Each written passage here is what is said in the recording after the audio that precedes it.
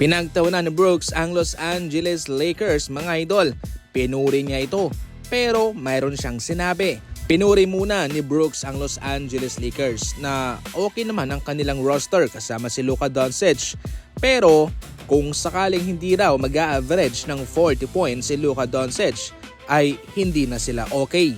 Kabilang sa mga mukha ng NBA ang Los Angeles Lakers nung nandun pa si LeBron James sa kanila mga idol kasama si Luka Doncic, napakalakas nila. Ngayon ay kabilang pa rin naman sa mga powerhouse team itong Los Angeles Lakers, pero medyo nag-iba na. Ayon pa mismo kay Brooks mga idol, walang masama sa Lakers ngayon pero mukhang mabibigatan daw talaga sa offensive zone itong si Luka Doncic. Mabibigatan siya sa scoring pressure. Dapat mag-average daw ng 40 points itong si Luka.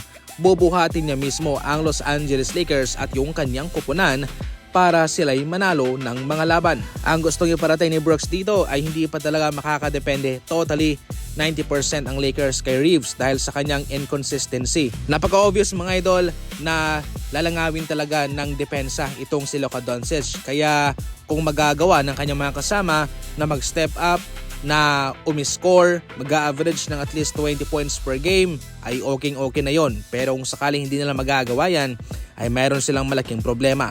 Pero gayon pa man mga idol, so far positibo pa rin naman ang lahat para sa Los Angeles Lakers at ating abangan kung ano ang kanila magagawa. Para sa inyo, ano ang komento ninyo sa naging reaksyon ni Brooks sa Lakers? I-comment lang. Hindi naman pinabalik pa ng Knicks itong si Jeremy Sochan mga idol at ito'y kanilang hinayaan na lamang na pumunta sa Portland Trail Blazers.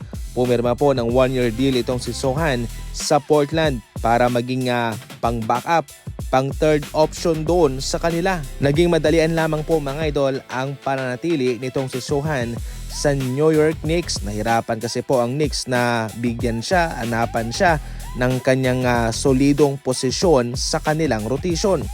6 minutes per game lamang ang kanyang kinakamada mga idol at sa playoff naman ay 3 minutes na lamang. Yung kanyang posisyon ay hindi po second option, third option, kundi fourth option po siya sa Knicks. Definitely malaki-laki naman sana po yung ekspektasyon ng Knicks sa kanya, pero nahirapan sila na bigyan siya ng kanyang trabaho. Ang kanyang opensa bumaba, yung kanyang shooting bumagsak mga idol, especially sa 3-point line, at nahirapan din naman siyang makapagbigay ng kontribusyon sa depensa. Napakaswerte nito sa Jeremy Sochan mga idol. Nagkaroon po siya ng championship sa pagkapanalo ng Knicks sa 2026 NBA Championship. Ngayon, sa Portland Trail Blazers na naman siya at ating abangan kung siya ba'y magkakaroon na ng solidong posisyon sa rotation doon.